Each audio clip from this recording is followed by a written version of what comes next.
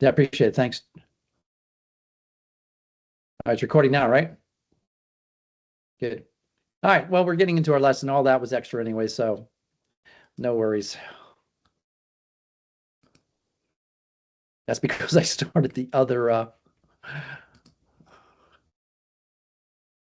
team meeting and not this one.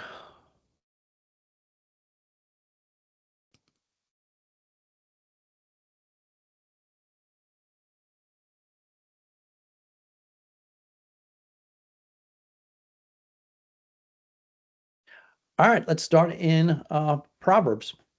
Now, the class is called Wisdom Literature. Now, based on your reading, what's the problem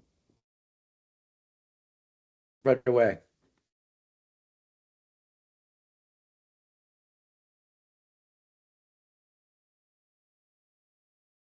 You've done some reading. What's the problem? What books are considered wisdom literature?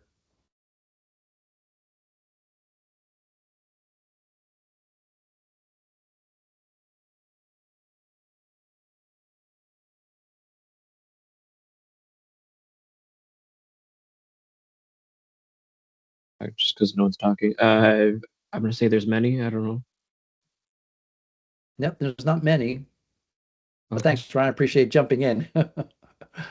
I kind of missed the question, so Okay, what's the problem? We're talking, this class is called Wisdom Literature, but what's the problem if you look at the books we're studying and you've done reading on it? So what is one issue that we really haven't addressed yet? I mean, there's wisdom in all of it. True, but there are books that are specifically called wisdom literature. See, we just spent 3 weeks in Psalms, right? Psalms is not generally it can considered. take so long? What's that? Is it because there's so much that it could take so long? So what No, you're trying to say? actually, Psalms is not really considered part of the wisdom corpus. Mm. Okay, very few scholars put Psalms in wisdom literature. Okay, wisdom literature is generally Proverbs, Ecclesiastes, Job, and Song of Songs. Okay, that's generally is your wisdom corpus. Now, it's not saying there's not other wisdom, right? We're not saying that. But the books themselves of the Old Testament that are considered wisdom literature are simply Proverbs, Song, Job, and Ecclesiastes. Okay, Psalms is really not, even though some would argue that Psalms have wisdom Psalms, generally it's the whole book is not considered wisdom literature. And I tend to agree with that. So really, this is the first book that we have, Proverbs, that is what we call wisdom literature. And this is unique wisdom literature because it's considered proverbial. Okay, this is the classic Proverbs, wisdom lit. Okay, so to speak.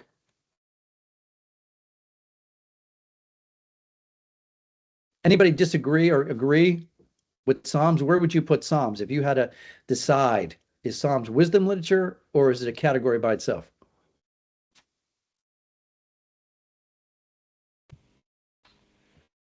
I'd probably put it in a category by itself, but I do think that Moses' Psalm and Psalm 90 would be considered a wisdom psalm, in my opinion. Oh, Psalm 90? Yeah. I think it's a lot more than just like there's a lot of wisdom within the Psalms, but it's so much more than just that. Okay. Yeah, actually, Grant, I would put the difficulty with putting 90 as a wisdom psalm is there's not two paths. And I think Psalm 90, if you look, most scholars will put that as a lament psalm. It's a different order than we looked at, last week, but generally it's a lament psalm. And it's actually really three neat parts. Now, it does say a heart of wisdom, but I don't think that's the same as the genre of wisdom. So you got to be careful how much wisdom you have. Generally, and what we'll see in Proverbs is there's generally two paths. You could take a right path, you could take a wrong path. And Proverbs is the wisdom to know which path to take. That's why Psalm 1, some suggest might be a wisdom psalm, because you have the path of the wicked and the path of the righteous. So generally people want to see two paths for proverbial wisdom. Now, Job and Song, more or less, you don't have paths like that, but there's still considered wisdom literature. So just something to think about. Anybody else? Where else would you put? Trey, where'd you put Psalms? I'd say a category all on their own, mainly because what they would deal with and what a general wisdom book would deal with seemed kind of different. Like it Yeah, seems that's a like good point. Yep. yeah, Yeah, a good point about content definitely seems different, right? Especially between Proverbs and Psalms. And plus, I think the goal is different. I think that's the main thing, is that for at least Proverbs, Ecclesiastes, Job, you have a clear sense of wisdom. Psalms, the goal of Psalms is always praise. That's the one thing you can say about Psalms. It's always praise. So I just wanted to, even though we're talking about Psalms and Proverbs together, I just want you to know there is a distinction, and I think most scholars would put Psalms in its own category, mostly because the purpose of Psalms is praise. The purpose of Proverbs, Job, Song, Ecclesiastes is wisdom. And that's clear. So that's why you'll see those four books as wisdom literature. All right. So guys, who wrote the book of Proverbs? Solomon. All right. We have one for Solomon, one vote for Solomon. What else? would it have been people writing the words of Solomon later on? Good, quite good, because you do have the men of Hezekiah that transcribe them, which is later than Solomon. So you have Solomon and the men of Hezekiah. Good. What else?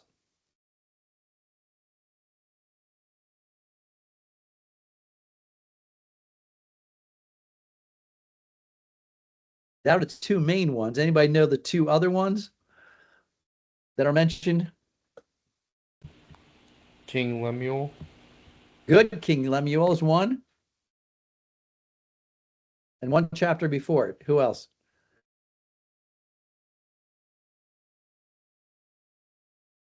Agor. Okay, in Proverbs 30. All right. So we'll talk a little bit more about Book of Proverbs, written and collected by various men who had wise insight to life and demonstrated keen observation skills. Solomon definitely wrote the majority of the Proverbs. Okay, even if we take the ones that Hezekiah's men, we're only left with two chapters that maybe Solomon did not write. All right. And it makes perfect sense that Solomon would be the king who wrote it. Why? First Kings is the proof text. Now God gave Solomon wisdom and very great discernment and breadth of mind, like the sand that is on the seashore. Guys, this we just talked about this. What is that? Like the sand is on the seashore. Hyperbole. No, not hyperbole. Remember what it's called? I didn't know my mic was on either. The simile or metaphor or Simile, because it has the like. It was one of the two. Yeah, it's like because it has it. And again, guys, you really want to control these. You need to know the top 15. But so what's he doing with the simile here?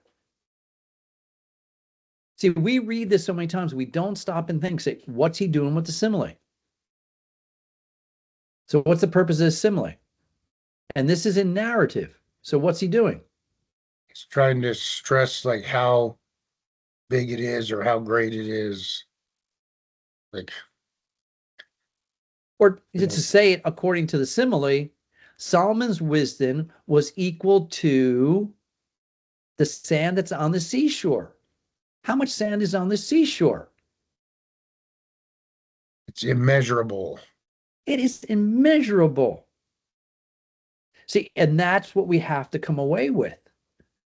And notice, it's God-given. I mean, we might be wise in some things. It doesn't compare to Solomon. And there was other wise people, and it says here, Solomon's wisdom surpassed the wisdom of the sons of the east, all the wisdom of Egypt. Egypt was the center of wisdom. And then he was wiser than all the men. Ethan the Ezrahite, Heman, Calcol, Durda, the son of Mahal, and his fame was known in the surrounding nations. Guys, they didn't have newspapers. They didn't have internet back then. Right? He was so well known because his wisdom. Queen of Sheba comes to him because she can't believe all that she's heard. I mean, it's just like incredible what she's heard. And the text says he spoke 3,000 proverbs. His songs were 1,005. We're not quite sure. I mean, do we have 3,000 proverbs? It's tough to know how to count the proverbs, whether or not we have 3,000. And out of his songs, he wrote 1,005. We only have one of his songs, and it's the Song of Songs. He spoke of trees, from the cedar that's in Lebanon, even to the hyssop that grows in the wall. He spoke of animals and birds, creeping things and fish. Men came from all people to hear the wisdom of Solomon, from all the kings of the earth who heard of his wisdom. I mean, he is no slouch whatsoever. Again, this is God's wisdom given to him. It's like the sand of the seashore. All right, just incredible amount. As you mentioned, look at Proverbs 25.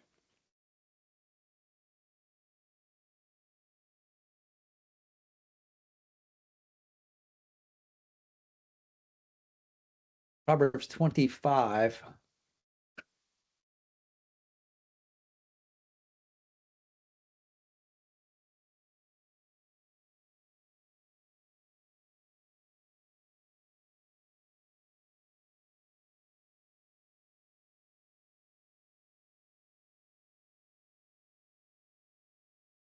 These are the Proverbs of Solomon, which the men of Hezekiah. So it could be that from chapter 25 to through chapter 29, it seems like maybe these Proverbs were in circulation verbally, but not written down.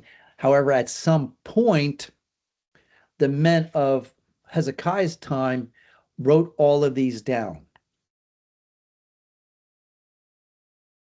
And then you have Agar in 30 and King Lemuel in 31, who we're not quite sure who they were. So what does that tell us?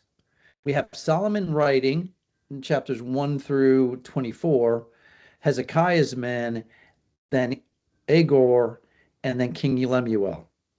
What does that tell us about the collection?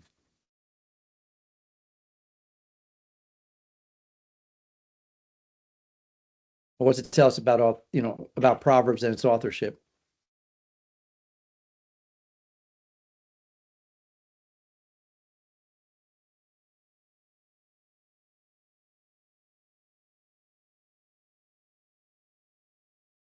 It had to be gathered together over time.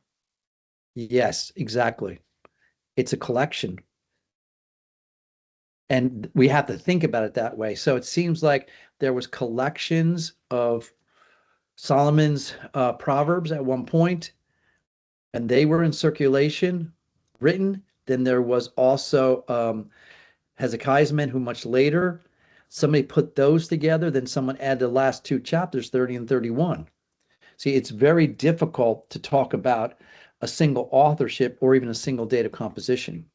Okay, we tend to think that the entire Old Testament canon was put together, during or just before the exile, maybe right after the exile. So because we have the Septuagint of all the books.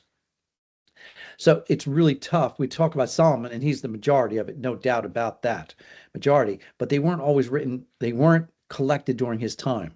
Lucas calls it a collection of collections. So you have the Proverbs of Solomon, you have the Proverbs of Hezekiah, which were actually Solomon's Proverbs. Then you have the two other chapters. So it's just something we have to keep in mind when we talk about it. So it's like the book of Psalms, it's a collection of collections. And that's something that's unique. And we need to understand when we talk about the book of Proverbs.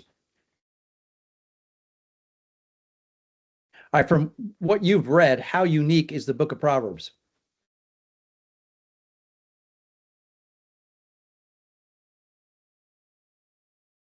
How unique is the book of Proverbs? Unique, so unique that no one has ever heard of the rare things that Solomon said.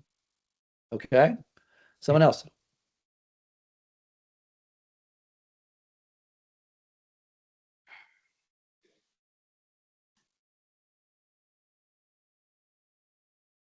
And I personally, I love the Proverbs, but that's neither here nor there, I guess. Do you like Proverbs more than Psalms? I do, yeah. Okay, good. It's so rare that Rich likes it. Oh, that Rich likes a biblical book? Is that what you're saying, Ryan? Sure. I think Actually- that's one of the Proverbs back here in 27. Actually, Proverbs is not unique. Okay, the book of Proverbs is not unique based on genre. Okay, the book of Proverbs, Solomon did not create the genre of Proverbs. The ancient Near East, Sumerian, had their own Proverbs. So here's a Sumerian proverb, 3000 BC. Okay, Solomon's writing somewhere around 1000. This is 2000 years later. A disorderly son, his mother should not have given birth to him. His God should not have created him. This is a Samaritan proverb.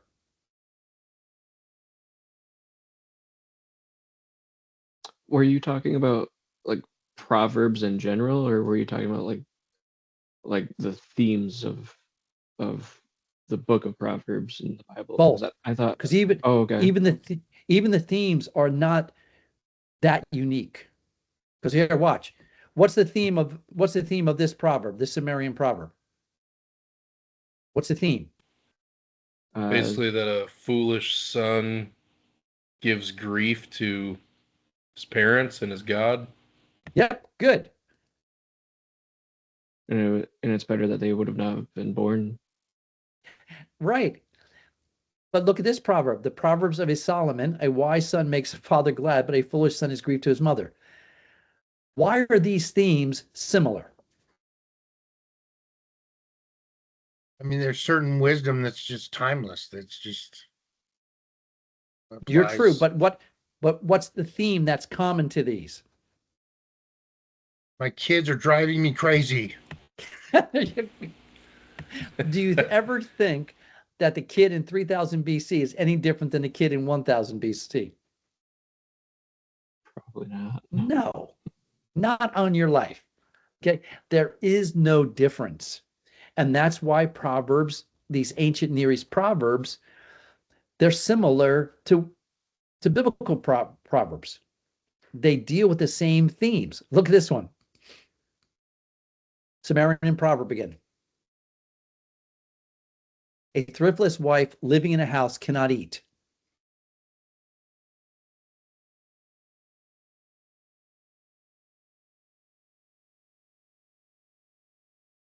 What do these two proverbs have in common? My wife is driving me crazy. Yeah, here you have a thriftless wife who can't control her spending. Guys, this is 3000 BC. This is before they had credit cards. Guess what? The wife couldn't control her spending here, that they wrote a proverb about it. Now, in this proverb, it has to do with the contentious woman.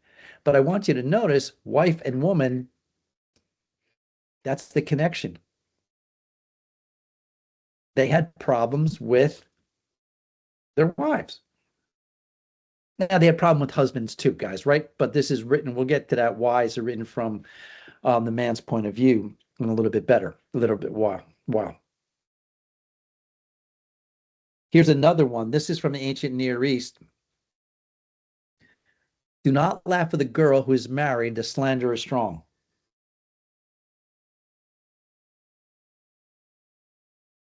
What is that proverb saying?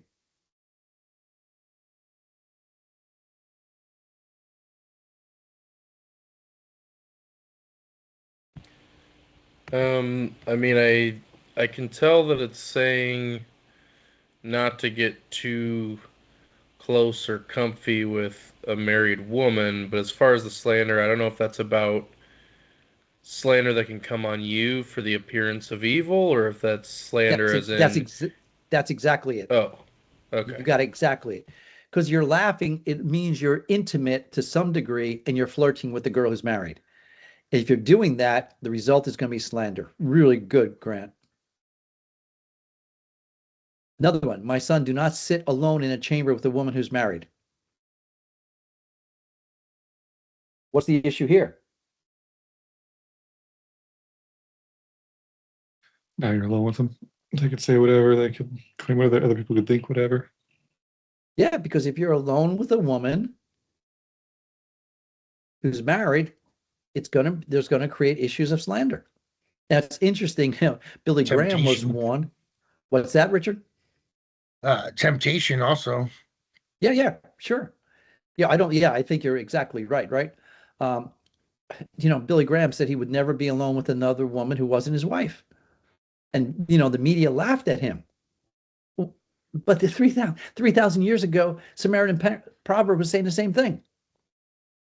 Well, at our school, a staff member is not allowed to be alone with a student, and it's for everyone's protection, ours and the students, and even your reputation could be in jeopardy if somebody makes a false accusation. And that's exactly what these are protecting against, even the false accusation. Because if you're not alone with a married woman, you could say, hey, Grant was always with me. There's no issue. But if you're alone, your protection is gone, man. And Proverbs 6, can a man take fire in his bosom? No. And his clothes not be burnt? No. Can a man walk in hot clothes and his feet not be burnt scorched? No. So is the one who goes into his neighbor's wife. Whoever touches her would not go unpunished. I mean, why should you, my son, be exultant with an adulteress and embrace the bosom of a foreigner? For the ways of a man are before the eyes of the Lord. He watches all his paths. His own iniquities will capture the wicked. He will be held with the cords of his sin. He will die for lack of instruction. In the greatness of his folly, he will go astray. Okay? So, we always had issues with, and I think Richard said it well, temptation. This is for, these are slander. This is getting more into the temptation aspect of it. All right. So this is something to keep in mind, that the themes are not that different. Now they have different motivations because Yahweh will be the main reason to fear, and they have their own gods in Samaritan, in the Samaritan culture. However, the themes of kids, the themes of women, the themes of adultery are all the same. This is why we're going to say wisdom literature is universal and cross-cultural and timeless, because the themes haven't changed. I mean, you guys are dealing with temptation now. It's just part and parcel of who we are because of the temptation that's around. So the literary genre of Proverbs was not unique to Israel. Israel did not invent the genre. Again, we have 3,000, we have 2,000, we have 1,500. We have Babylonian examples of wisdom literature, counsels of wisdom. We have Akkadian proverbs. So there's all over the place. We have Proverbs 23, do not remove the ancient boundary stones, and then the instruction of Ahithophel with the Egyptian to not remove the boundary stones. Okay, it's interesting that both are concerned, and now some scholars will say, well, it shows that Israel borrowed from, say, the Egyptian wisdom. No, it's not true. It's just that they had the same concerns. And wisdom says, don't move it, which you can't do much more when you have a negation, right? Do not move it.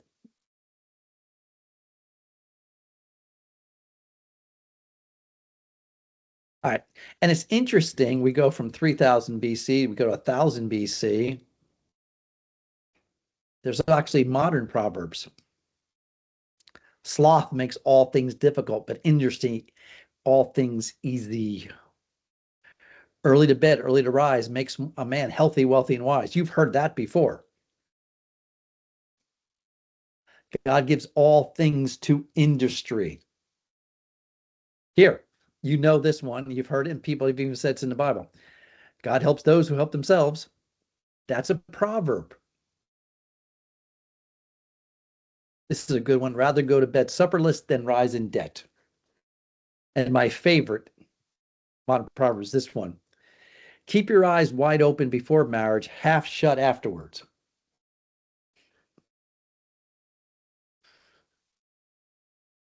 Anyone know who the author of these were? Proverbs?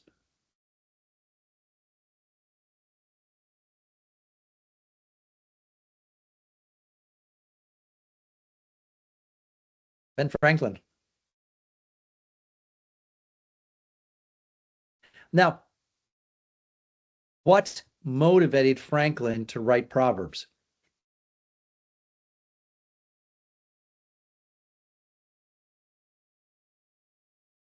Just sharing his wisdom. Sure, yeah, sharing wisdom, but what made him share the wisdom? I'm gonna guess it has to do with wanting virtuous, wise citizens for the young nation. You're not wrong. He definitely wanted it. And I would say, look at the theme. Sloth, industry, industry, industry. It's about working hard. And you did have, Grant, you did have this young nation that needed and was only going to survive by hardworking individuals who are responsible. But then he continues. So you have the first few that I believe are industry working hard. But then you have this thing about debt. Interesting. We have a problem with debt now, right? You know, college debt is a big issue. How do we handle that? And then the last one, what's that one about?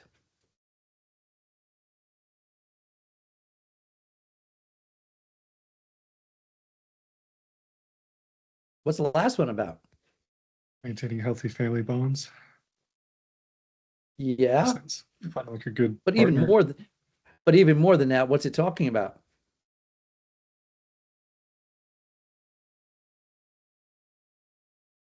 Respecting the. Oh, go ahead. What's that? Go ahead, Ryan. I was just gonna say respecting the marriage. No, it's more than that. Okay. It's kind of lit. Let the Does it small things relate go. to something in finances with marriage? No, I mean, keep your eyes wide open means be careful who you marry. You have to look at everything. No, guys, you know, I've done tons of marriage counseling. And, you know, you've heard people and even maybe seen your friends, I married the wrong girl. And you look at your friend and say, yeah, I told you you did. I told you not to marry her. I mean, we've all had examples of that. Why? They didn't keep their eyes wide open before marriage. I mean, you saw it, your friends seen it. The only one that didn't see it was the guy, and he wasn't listening to you. Why? He didn't keep his eyes open before marriage. Or now the other side of it, once you get married, what do you have to do? Half shut. Because once you're married, you're committed to it. You're going to see the faults of your wife clearer than you did before marriage, right?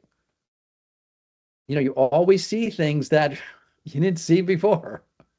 Why? Because you've been living with the person. I guess that's kind of funny. For me being married, I read that just with the last part. That we both have our faults and that there's lots of things. So that's interesting. Yeah, and you have to keep your eyes half shut where you have to let some things go. Now, guys, you that are married, you guys that are not married, Richard and Trey, you're not married, right? I'm going to give you a hint. When you do get married, you and your wife will be different. You will not find somebody just like you. And Ryan and Grant will admit to that.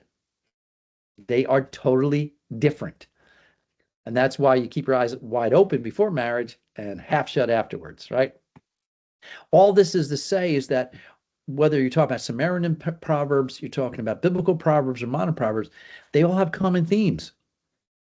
Working hard, not being lazy, careful of your money, careful of your interpersonal relationship with the opposite sex. That all plays out, and it's always been an issue. I don't care even what culture you're in, it has always been an issue.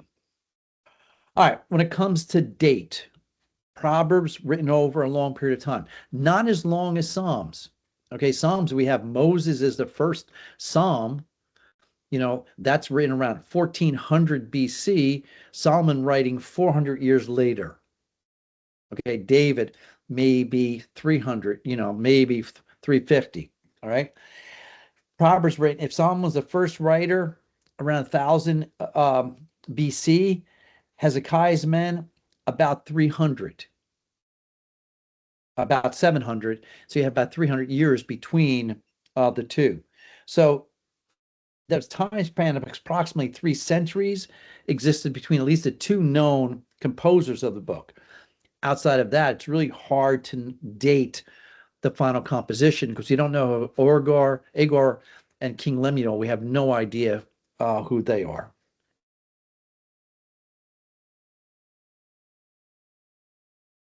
All right. Proverbs have universal appeal, dealing as they do with the topics of concerns and relevance of people everywhere and in all areas of life. And you can't say it any better than Zook says it. Proverbs are considered wisdom literature, which is a literary genre common in ancient Near East in which instructions for successful living are given. See, that's the key. Instructions for successful living are given. You don't want to live life unsuccessfully. Okay, so that's important. Proverbs aid a person in developing skills in living daily life wisely. That's the key.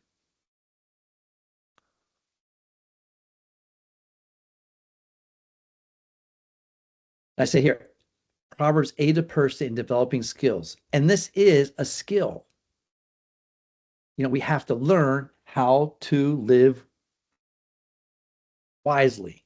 Okay, Walkie observes, all agree that Proverbs presents a world order involving deed and destiny. Okay, you have a deed and you will have a destiny. So what you do now will determine what will happen then. And he says a more precise formula is this: character leads the conduct, conduct leads the consequences. That is what you are determines what you become. And, you know, we say it, and Richard deals with high school students. He must say this, you know, all the time, is that your character determines conduct and conduct consequences. Now, you can choose your character. You can choose your conduct. You cannot choose your consequences. You can choose the first two. You cannot change or choose third. Your consequences will be determined based on your conduct. I mean, you jump off a building, you give up any control over your consequences. Like if you jump off a building and say, oh, that was a bad choice, guess what? You have to live with the consequences. And the consequence, if we backed it up, came from a conduct which jumped off the building first. And then that conduct was driven by what? Character. That said, oh, listening to my friend saying jump off the building was a good idea. No, not quite.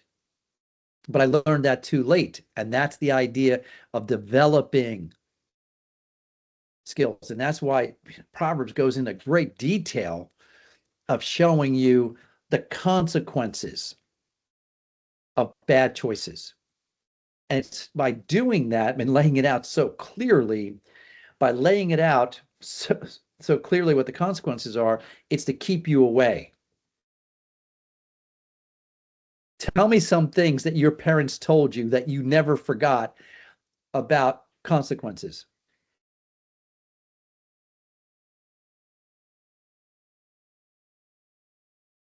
Things you must remember that your parents say, hey, be careful because these are the consequences. If everybody jumped off a bridge, would you jump too? That's the first one I was thinking about. That's wisdom. That's a proverb. That's a modern proverb.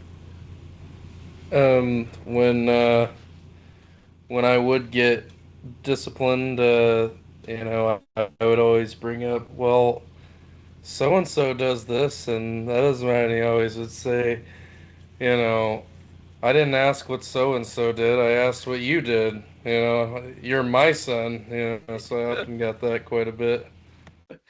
Yeah. And, it's always about, hey, you chose the wrong consequences, and I told you not to do that. Or how about the parent? You get in trouble and they ask you the question, what were you thinking? And you start explaining what you're thinking, they stop you.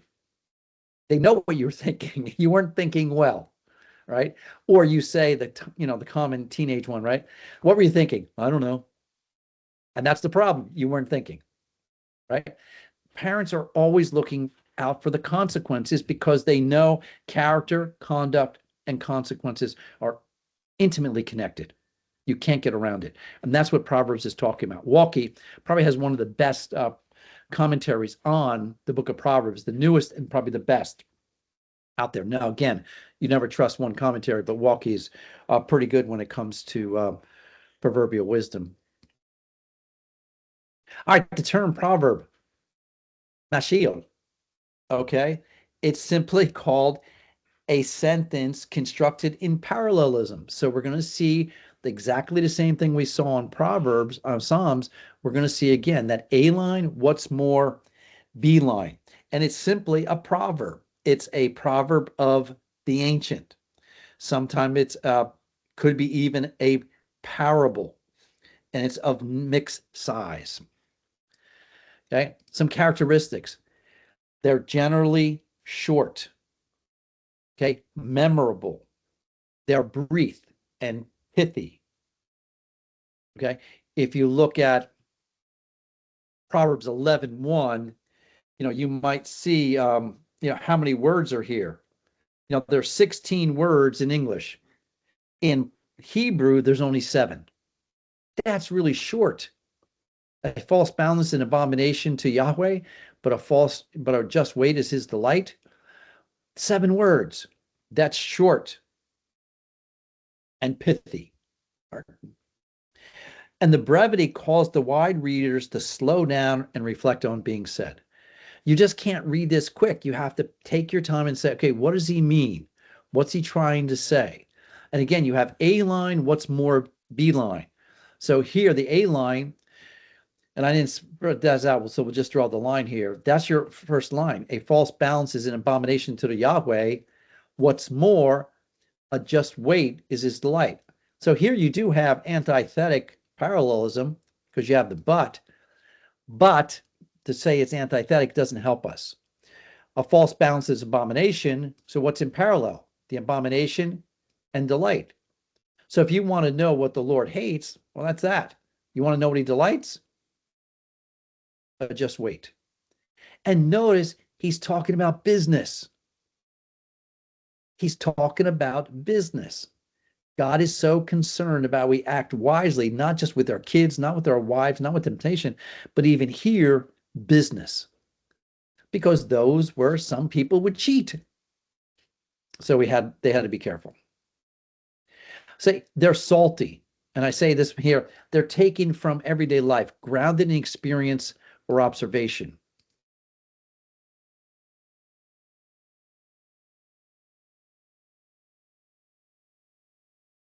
A ring of gold in a swine's snout, so is a beautiful woman who lacks discretion. Paint for me this picture, guys. Paint for me this picture. What's he saying here?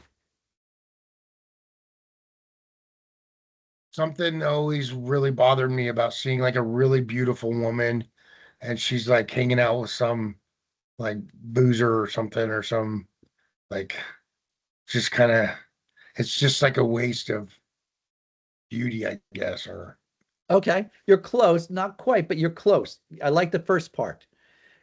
Continue with the verse says. So you get a beautiful woman who's not with a boozer, but what's the verse say? It's like a woman that doesn't know her value. essentially. Not value here.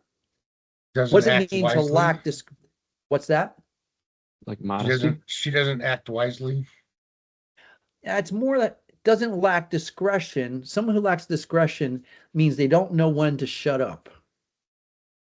Okay, they speak too much. They share too much information. So a beautiful woman, and Rich, you say, well, it's kind of wasted, right? Because you have a beautiful woman, but when she opens her mouth, it doesn't look beautiful. Matter of fact, what does she look like? Or what is the beauty? Looks like How does Solomon ring, compare a to ring in beauty? a swine's nose? So what does a gold ring in a swine's snout actually do for it, this pig? Nothing. Absolutely nothing. Can you make a pig look better by putting a gold ring in his nose?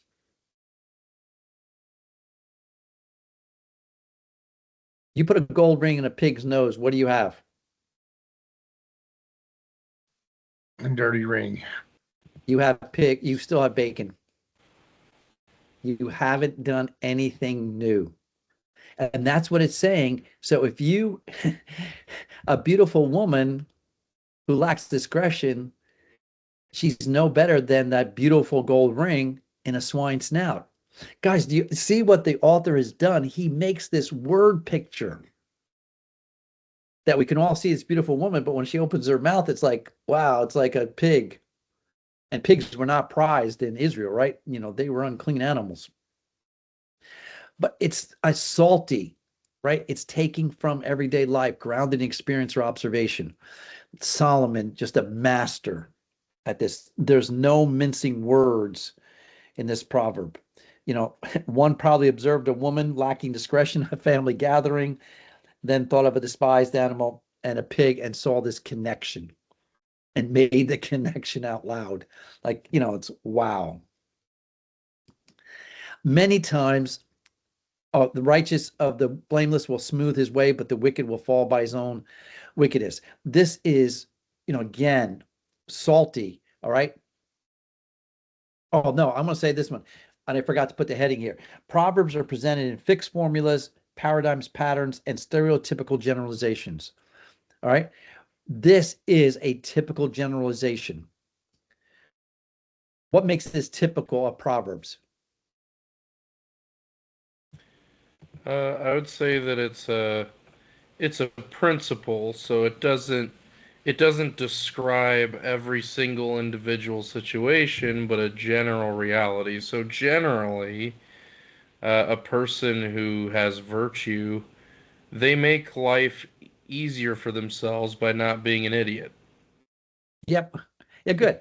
So the stereotypical, the fixed patterns, you have the righteous versus the wicked, and you have the blameless will smooth and the wicked fall. I mean, this is stereotypical, right? The righteous is blessed, the wicked is cursed. Now, Grant, you bring up a great point, which I think we'll get to next week. You know, when we finish up Proverbs, that we have to deal with are Proverbs promises. Are they principles or promises?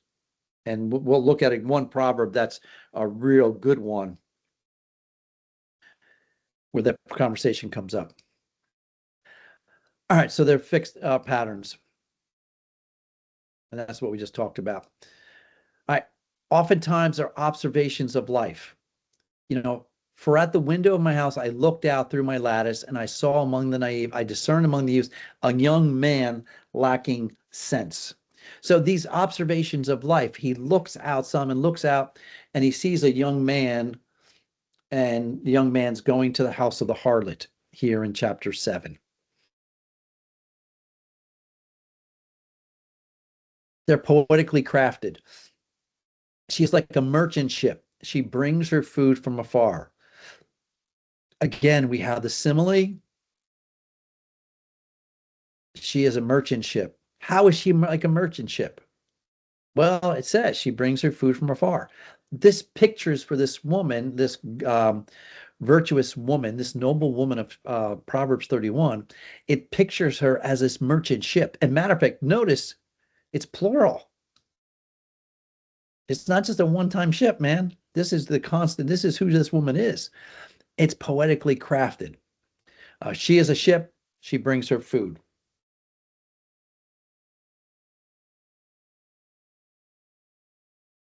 Lucas says a proverb is a reflection on life, crystallized in a brief, memorable statement. I say it a little bit differently. It's a wise reflection on life captured in a moment in a brief, memorable, poetic statement. Okay? You have to have, it's a wise reflection. It's not just a reflection on life, it's a wise reflection. It is captured in the moment. And this is going back to Grant's observation. In a brief, memorable, poetic statement. They're all poetic. You know, there's no way to getting around it. All right, so what's the purpose of Proverbs? And let me illustrate this way. Anybody know what that is a picture of?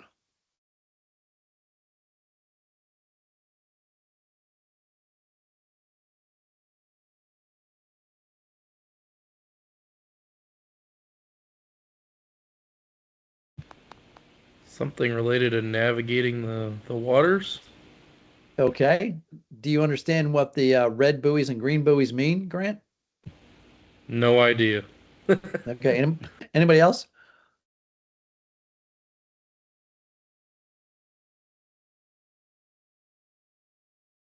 Go this way and don't go that way.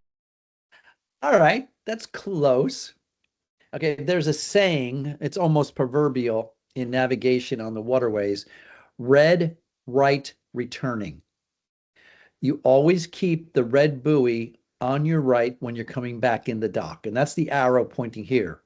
So if you were a boat coming this way, you keep the red buoys on your right. If you were a boat coming in. If you're coming out, you keep the green buoys on your right.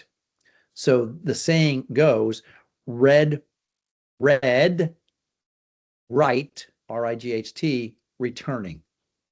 All right, so your 3 R's, red, right, returning. That always tells you in any waterway, I believe in the world, this is how any captain navigates. Now, why do captains have to navigate based on these buoys?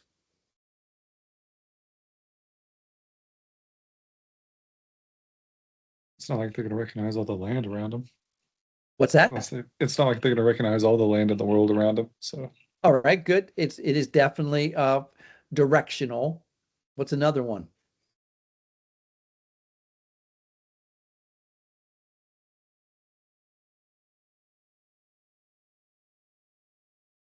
What do the buoy markers do? They guide them. They guide, but why do they have to be guided? Why can't I just go anywhere I want? So you don't run aground. Thank you, Richard. You don't run aground. These buoy markers mark the safe passage. If you're here, you're in deep water.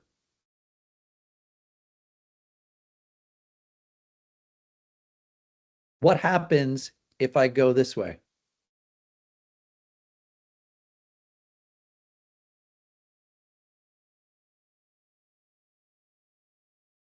What happens? Or what happens if I go, I just want to cut the corner? Because I want to come over here, but I just cut that corner. What happens?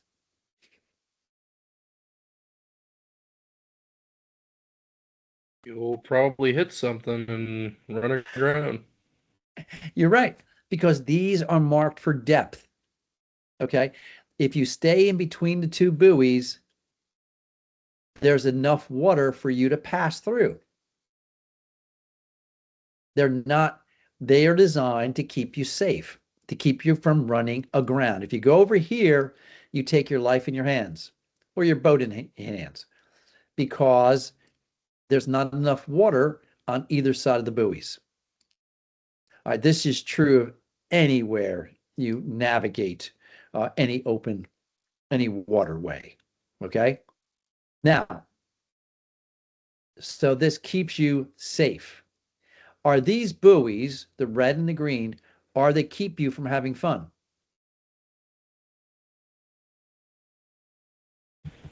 Only if your definition of fun is sinking and having to walk a long ways. Exactly. Really good, Grant. They're not designed to keep you from having fun. The purpose of Proverbs is to help you navigate life well. Look at this. This is a boat in this first picture up here to the left. What's wrong with that picture, guys?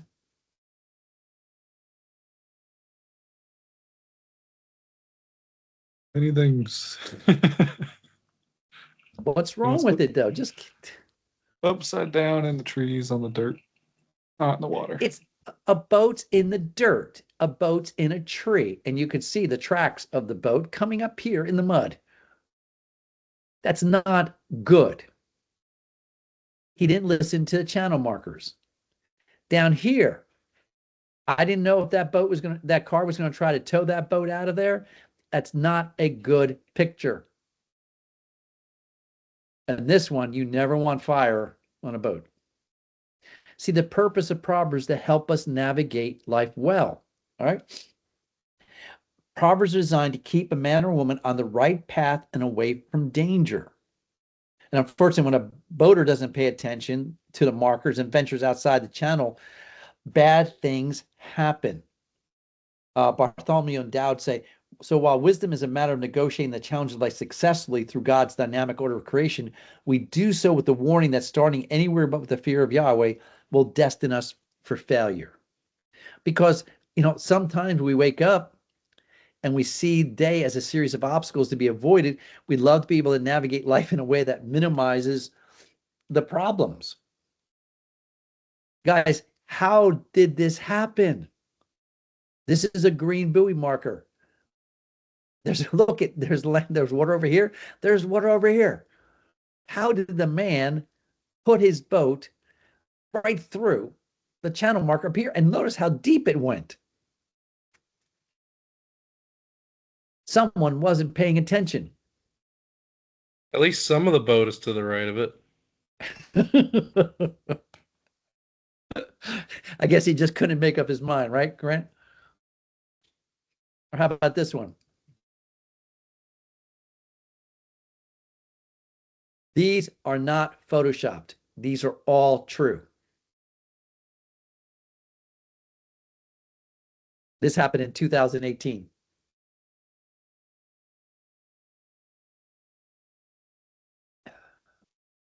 You see, there's rules for the road. There's rules for the ocean or the bay. And it turns out that both of these captains were at fault in these pictures. We're trying to navigate life wisely. The person who navigates life well through thick and thin, through the simple and complexity of life, is considered wise. Wisdom is the ability to live life skillfully. Okay? You live life skillfully. That's another word for wisdom. See, Proverbs calls the person who desires to be wise to ponder the choices, ponder the paths that are before them in a myriad situations of life. No matter what would come your day, whether it's money, sex, words, business, temptation, integrity, Proverbs encourages the reader to make the wise choice, choose the right path, and sometimes to encourage the correct choice, a proverb will show the dangerous consequences of choosing foolishly. Look at this. What is this proverb trying to do? What is it? You read the proverb, chapter 5, verses 3 through 8. Tell me, what's the proverb trying to do?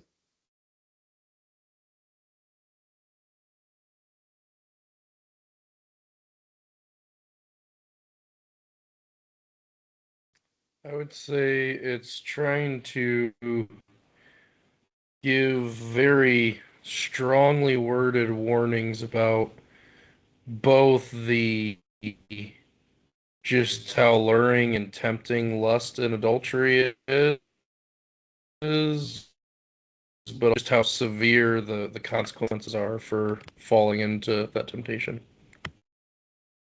Okay, good. Yeah, I think you said it well. How does he do it? How does the father present his proverb to his son?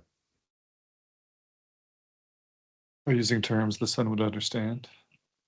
And So it's more than that, but you're right. There's more to it than just simply that. just like the imagery, is that what you're going for? Yeah, the imagery. And what is the imagery? So honey, oil, all these good things that you might want, but then it's like, but also you'll get stabbed by that two-edged sword. See, that's exactly it. It shows the enticement. Grant and Trey, you did it perfectly. Here's the enticement. And see, this is interesting because it's not just saying no, no, no to sexual advances. It says, hey, it sounds good. It drips honey. Everybody wants honey. She is smoother. Notice here. And the father catches the allurement and says, but at the end, what's going to happen? She's bitter. You thought it was honey, but it's wormwood, which is very bitter. You thought she was smooth, but no, she's sharp. And guess what? Her feet go down to death. Her steps lay hold of the grave. I mean, he's really making this point. She doesn't ponder the path of life. What does that mean about her? What's it mean about this woman that this guy wants to get involved with? Means that she's careless and she doesn't care about the spiritual or emotional consequences for herself or others. Okay, more say it in the words of Proverbs. She does not ponder the path of life. What does that mean? She's not wise. She's not wise. And because she's not wise in Proverbs, she doesn't fear God. And that's why it says her ways are unstable. She does not know it. So here you're going after a woman that sounds good, but this is her end, and she herself is not wise. Now the father gives his, listen to me. And notice you can listen to her words or his words. You have two choices. See, this is wisdom literature. You can listen to the girl or listen to your father. Guys, who wins this conversation? Too many times the girl does. Yep.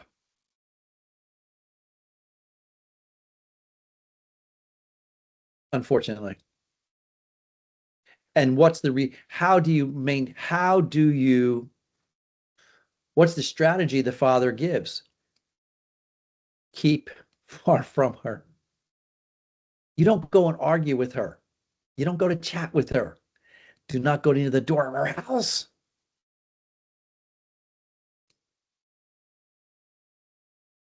How many guys have fallen into immorality by the lips of adulteress? You guys might be too young, but what was his name? Oh, just lost it. Tip of my tongue. He was a presidential candidate. Edwards. John Edwards was a presidential candidate. He came out of a hotel and a journalist was there and she said 3 words to him. You're so hot. He was married, had a wife that was going through cancer treatment. And the man fell in bed with this journalist.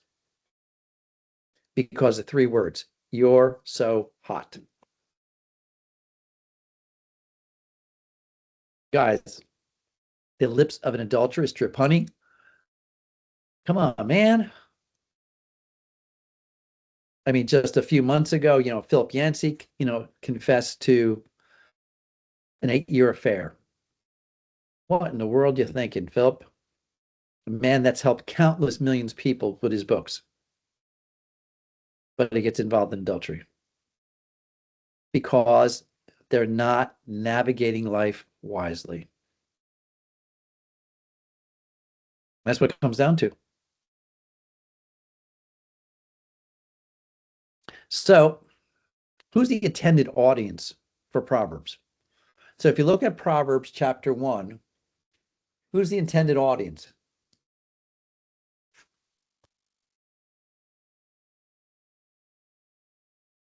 If you look at chapter 1, verses 1 through 5, who's the audience? God's people. Now let's use the language of the verses. Because it never does say God's people. It never says God's people. His It often says my son, son. right? Yeah.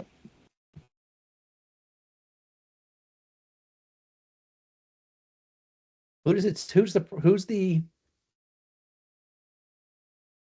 audience? His son, or is it not his son? I'm looking at verses 1 through 5 of chapter 1.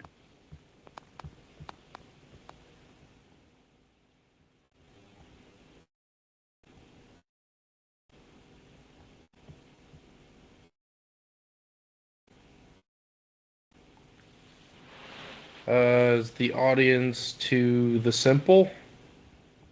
Yep, I think simple is mentioned. Good. Who else? The youth and the naive. The youth, right? The simple would be the naive, and that's just be untested. The wise. And the wise, right? You have those 3 people, which generally you have the naive and wise. It could be that Solomon is saying it is all people. However, the simple, you do have the naive, you do have the youth, which I didn't write down, right? And you do have the wise. Now, the simple is the naive, the one who's inexperienced. The youth is just the young one, doesn't have enough life experience. But why is the wise man included? He's already wise. Why does he have to be included?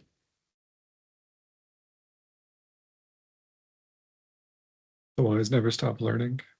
Yeah, Here says, let the wise hear and increase in learning.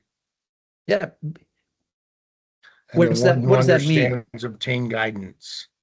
Yeah, what does that mean? The wise men will hear and increase. Well, I think you can be wise and still not necessarily act wisely, or you need to have that wisdom guided. I don't know. I think there is always a part where even a wise man recognizes he's not wise in every area of life. So there is that need for wisdom that it's not like you can say, I've achieved, I've arrived. The wise man will never say that. Hopefully he's humble and says, no, I have more to learn. And I don't mean knowledge, I just mean experience with life with God. Okay, remember, while Proverbs is talking about knowledge, it's not just knowledge. Okay, it's this understanding, this ability to take God's word and use it. That's what understanding means. That's why a man of understanding will acquire wise counsel, because he takes what he knows and is able to use it. And once he uses it, it shows that he is wise. Now, who's not mentioned in verses 1 through 5, or even 1 through 6? Who's not mentioned, but you would think really does need wisdom?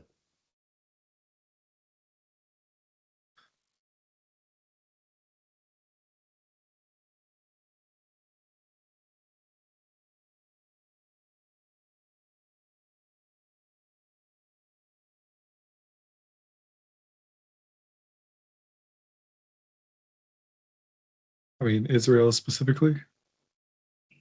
Yeah, that's interesting, Trey. You're right. Israel's not mentioned, which is somewhat unusual. And that's probably because this is universal. It was not just to Israel. It was universal wisdom. Although you see Yahweh and you will see the fear of Yahweh in verse 7. But somebody else that's, even more here saying, yeah, why is that group not included? There's a hint in verse 7.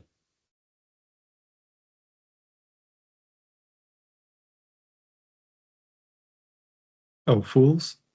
Yeah, you're right. Fools If the despise fool's not wisdom. mentioned.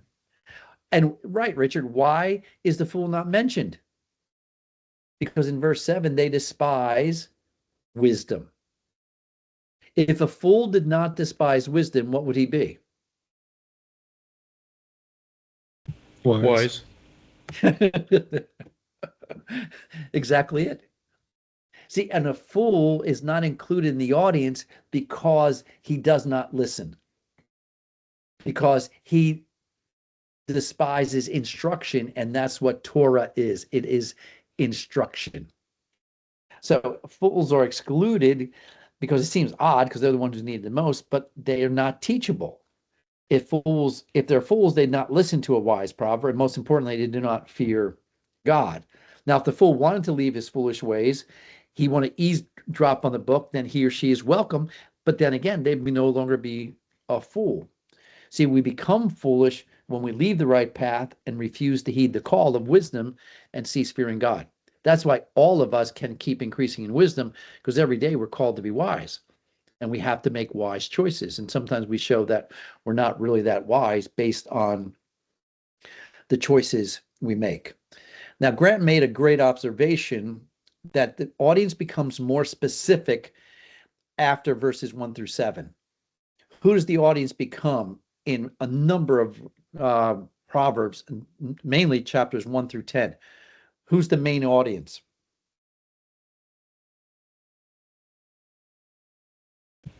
His son. Yes, the son.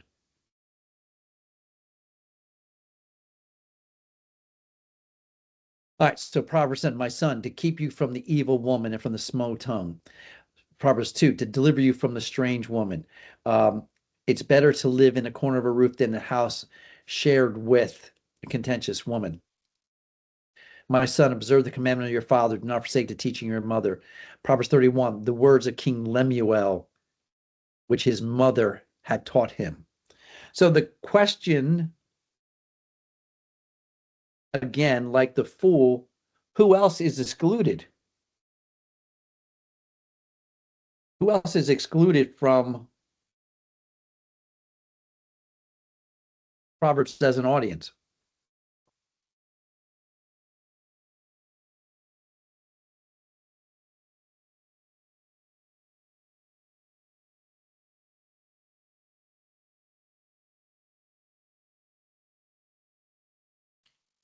I don't remember any that were like specifically addressed to women.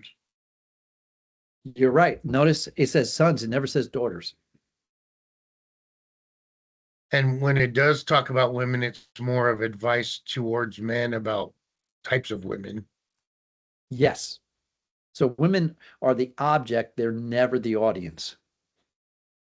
All right, scholars, why? Why is the female sex excluded as participants in the audience of Proverbs? Because the men were expected to teach their families. Yeah, the problem with that, though, is if you look at chapter 31, it's actually the women who teach wisdom. And matter of fact, some scholars would suggest that it's the woman whose main goal was to teach the children in the family wisdom. As a matter of fact, you'll see many times, and we'll see in chapter 1, do not forsake the teachings of your father or your mother. So you had wise women. So the question is, it's not that they weren't wise, so why are they not included as the audience? Maybe the men need the instruction more. Yeah, women don't need it. Yeah, Richard, you preach that, man. Women will be, saying, amen, brother, preach it. Yeah, women, guys need it more than women. Well, he did make women to help men. So, True, but they both fell. So why is the woman excluded as the audience? This is a big question, and you have to deal with it because many women will come up to you, no doubt about it. I'm kind of stumped on that one. I'm trying to think through it though. Yeah, it's a tough one. It's a tough one. I mean, in the case of Solomon, when he's passing the books along to his son, or teaching his son, so he's teaching the heir that's going to rule over the people, that needs the wisdom to guide the people, that kind of thing. Some say that, Trey. Some suggest that the book was written, not for people in general, but it was written to the sons who are going to be the court officials. They needed wisdom, and when, court officials were not women. So that's one argument. I don't think it's the best argument, but it is one argument. And the problem with that argument is we don't see in Proverbs specifically the Proverbs that would deal with governmental rule. They're too generic. They're too general for that. Although there are some that are personal conduct, I just don't know if I see enough for governmental instruction. But you're right. I mean, some scholars say exactly what you're saying. I would suggest that the reason that the woman is not mentioned is because in Proverbs, the female is always the object of the man's attention. And what I mean by that is I mean wisdom, Lady Wisdom. So if you are in chapter 1, if you go to verse 20 of chapter 1, how is wisdom personified? In chapter 1, verse 20. As a woman crying out in the streets, in the markets. Okay, who is that woman? She is wisdom. Yeah.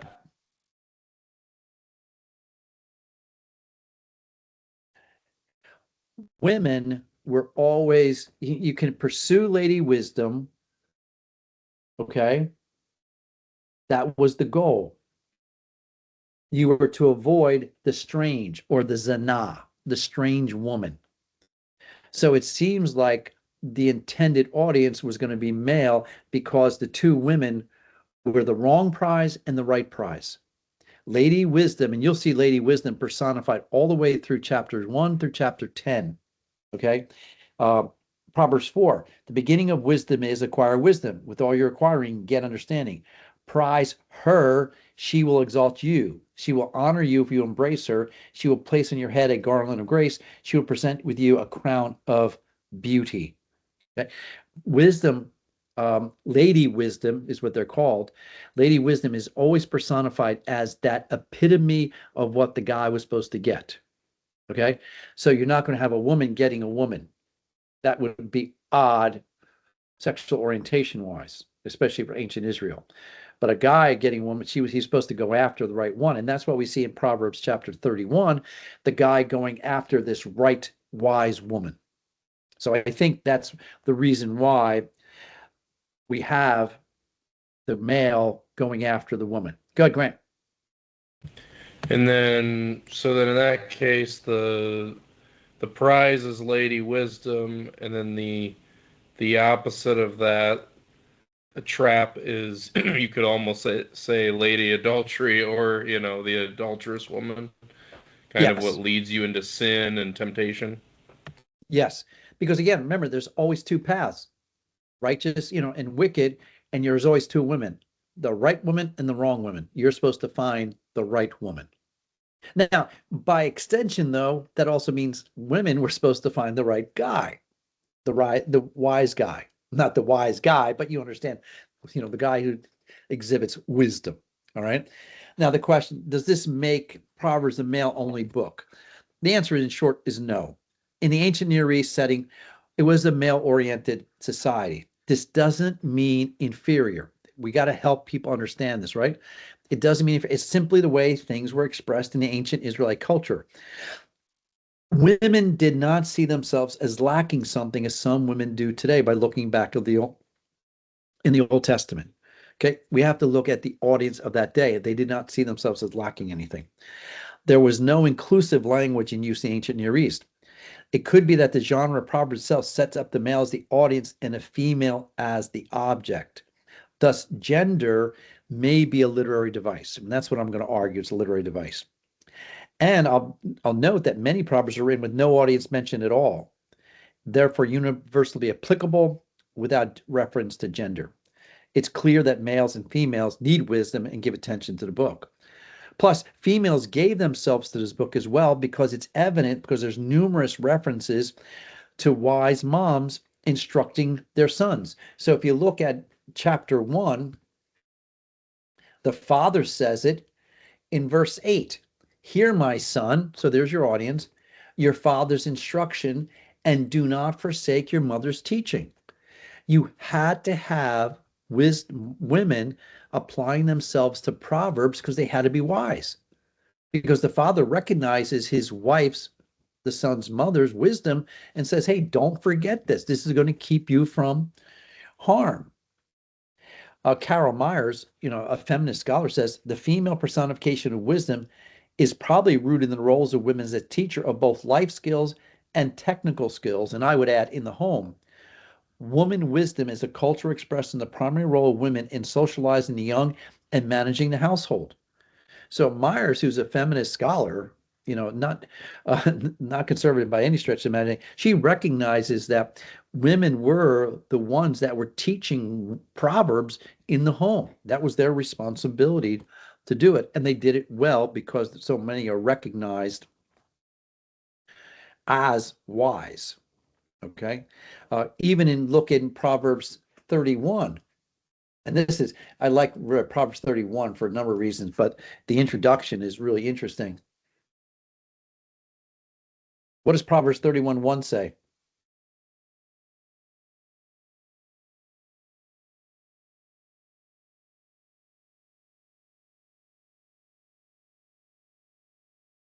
It's an oracle that Lemuel got from his mother, so it's actually her wisdom being passed on. Yeah. So we're saying the words of King Lemuel, sure, but who gave the words of King Lemuel? Mama. So you had to have a wise woman to be able to share this. It takes a mom trained in wisdom herself to give such, sage, advice. Plus, the Proverbs are applicable in more cases than the audience has mentioned, right? It's not for a stretch for a woman to be guarded against a man with a flattering tongue. Okay. I told my daughter when she was 16 to flee from any guy who utters 3 words to her. She was 16. I said, if any guy says to you these 3 words, you have to come tell me. And I says, I love you. Because at that point, the gentleman and I were going to have a chat. Okay. And it was going to be a one-sided chat. Okay. Because I was going to tell him, unless you're willing to put a finger on her, ring on her finger now, you better not say I love you. It may be a infatuation. You may like her. You don't love her because you're not committed to her. So let's not use that language. Why? So why does a guy say I love you? He normally wants sex. All right. That's just the clarity. It's a flattering tongue. Just like girls have flattering tongue, guys can have flattering tongue. And guys have to be aware. Daughters have to be aware as well. All right. So that's the introduction to the book of Proverbs. Questions, comments? We're all on the same page? Make sure you have the audience thing down because women will definitely ask you that question. No doubt about it.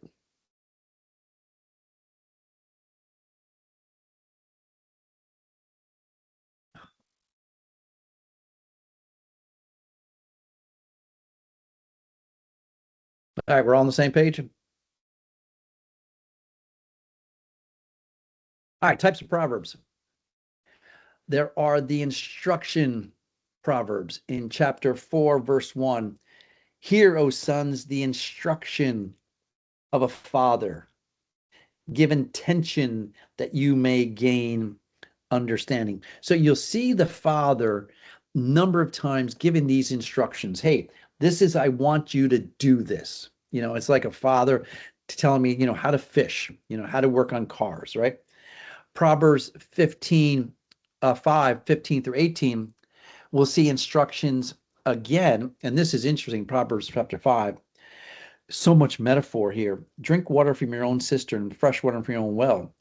Should your springs be dispersed abroad, streams of water in the street, let them be yours alone and not for strangers with you. Let your fountain be blessed and you rejoice in the wife of youth. Again, it's talking about adultery. Don't get caught in adultery. And he uses these metaphors that are just flowing, pun intended, from water metaphors for sexual relationships. But these are instructions, and the Father does it by these imperatives. Do this, don't do this. Hear my instructions, okay? Many times, give attention to my hearing. And again, it's not to keep you from having fun, it's to keep you from getting in trouble. All right, so the first type of proverb we're talking about is instruction. The next type is admonition. Okay, this is where the admonishment, and this normally contains a command and a motive clause. So look at chapter 4, verse 23. What's the command and what's the motive clause?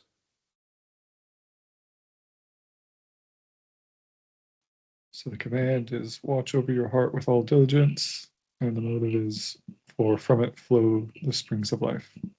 Okay, so how are they related to Trey? So You got- because go ahead. life flows from, so the springs of life flow from the heart. So if you don't guard it, then where is it going to flow? Like who's going to harm it? What's going to happen to it? Type of thing. Yeah, because watch your heart with all diligence. Notice he uses the word all, right? Watch your heart. Why? For from your heart flows the springs of life. Your heart is your life. So watch what's in your heart. That's an admonition. He's just, you can't even say it any, with any more force, right? The motive for obeying the command is introduced by the English for, and the unspoken is watch over your heart, and the unspoken is why should I, or what's in it for me? It's answered in the rest because it is the fountain of life itself. Watch your heart, and therefore you're watching your life. Okay. Any of you guys have kids? Grant, Ryan, kids?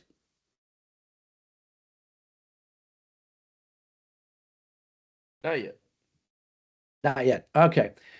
You guys will get into it, and you'll remember your parents. You know, what are what did your parents always say to you when you left the house?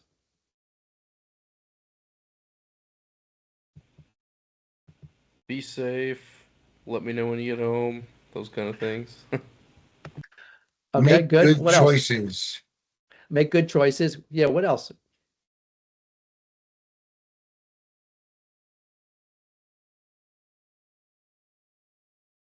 What else did your parents say to you?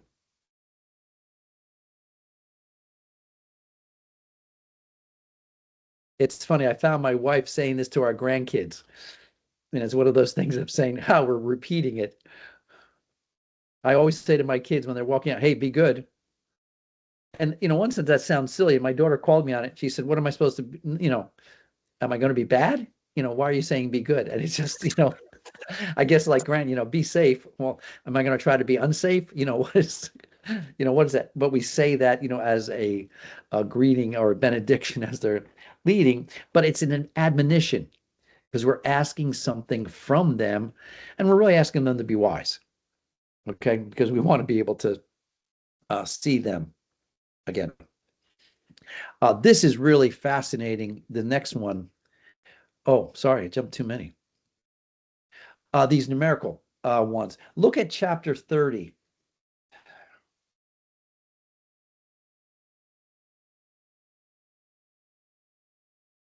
Proverbs chapter 30.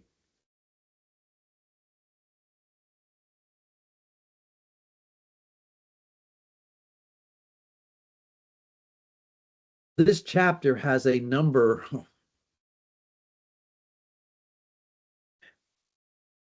This chapter has a number of these numerical sayings, and they're written like, wow, sorry. They're written like this, n plus 1. So there's some number plus 1. So if you look at chapter 30, verse 7, 2 things I ask of you, do not refuse me before I die. So he says, there's 2. Then he's going to have 2 daughters in 15. Then in verse 15, he says there are 2 daughters, give and give, which I think is just fascinating. Then he says there are 3 things that are not satisfied. So here, n is 3 plus 1 equals 4. So the miracle saying. So there's 3 things that are not enough, plus 1 would be 4. The one we're going to look at is verse 18.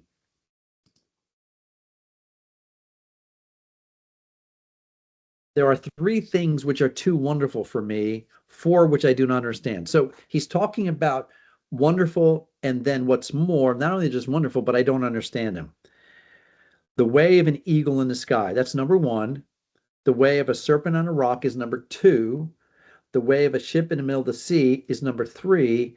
And number 4 is the way of a man with a maid. That's number 5.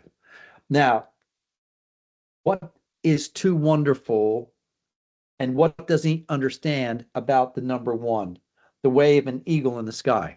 What is Solomon in awe of? How it can fly. Yeah. And why should he be in awe of that, Grant? I mean, flying is pretty awesome, but also we as humans don't know how to do it, or we don't have the ability to do it. Yeah, when did we learn how to fly?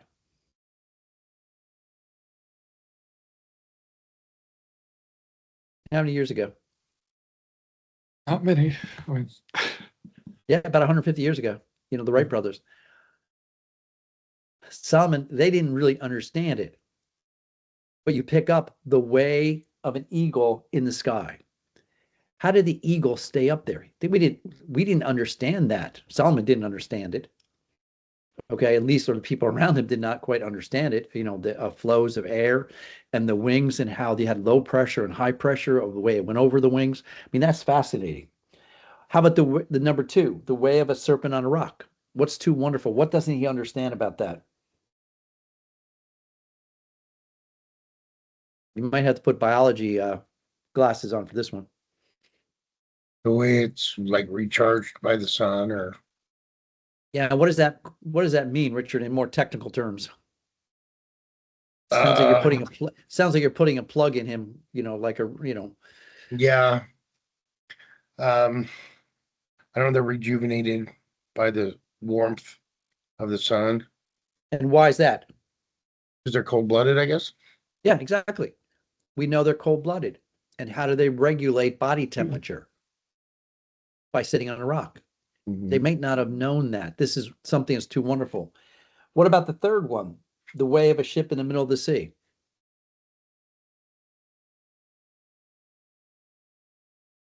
They maybe didn't understand buoyancy. Didn't understand what? Buoyancy.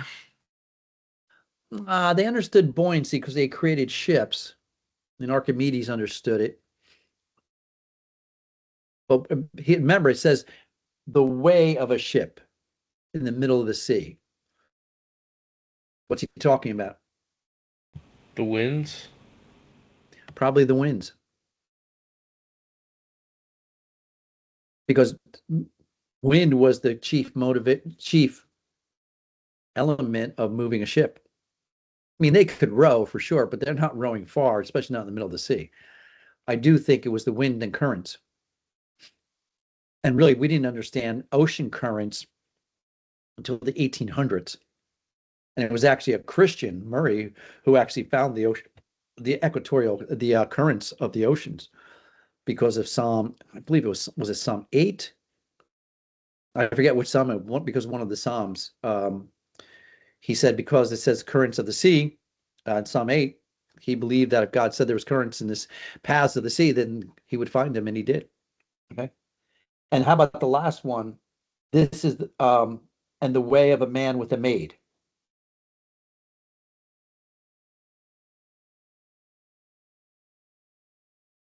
What's the connection? What's the awe-inspiring? What's too wonderful? What's he doesn't understand?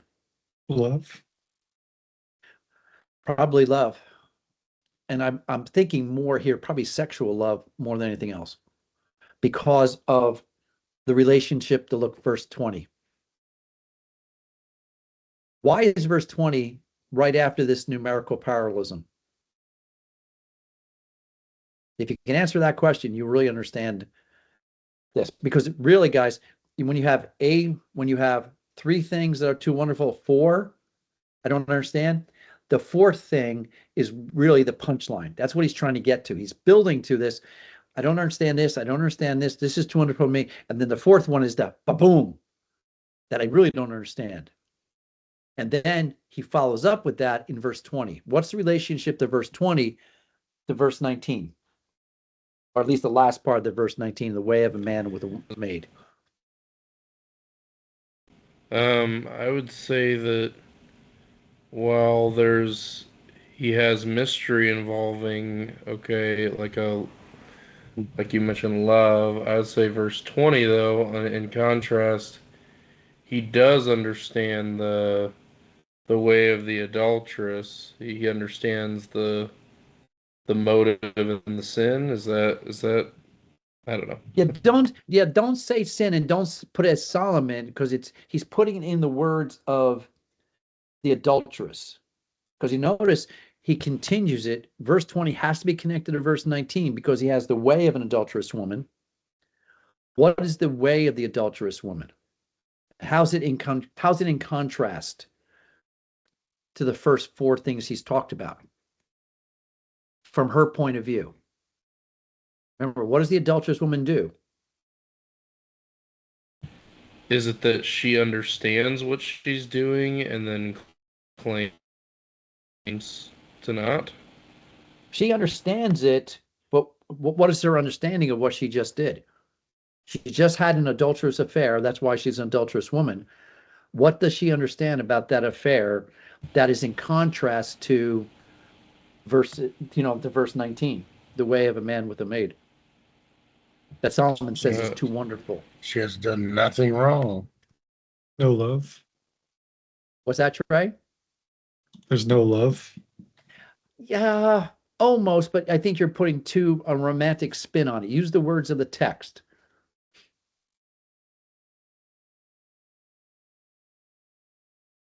So if there's no love, Trey, what does that mean? She devoured him. Devour here, this eating is a metaphor for sexual activity. So I don't think she devoured him. I think it just means she ate, which is a metaphor. We'll see this in the song. It's a sexual metaphor for just partaking in sexual activity.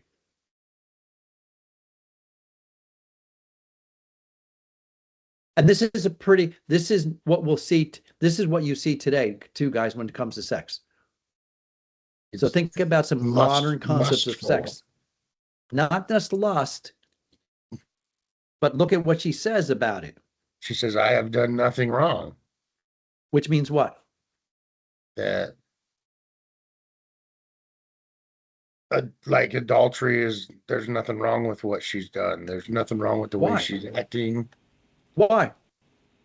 Because she doesn't understand her way. You're right. She doesn't understand her way because it holds no mystery, no wonderfulness, no understanding, because it's just what? It's just natural. What's natural, Ryan? The act of sex. Yeah, it's just sex. Yeah. I mean, how many times have you talked to people when you're talking to them, you're wondering, man, how are you guys hooking up? Don't you know there's something greater here than just, having sex? And what do they say? It's just what? Sex. It's just sex. It's fun. Yeah. We're just having fun. It's just sex. It doesn't mean anything. How many times have you talked to people that have been caught in adultery, and what did they say? Yeah. It was just sex. It didn't mean anything. That's what she's saying. She said, it was just sex. It was just physical.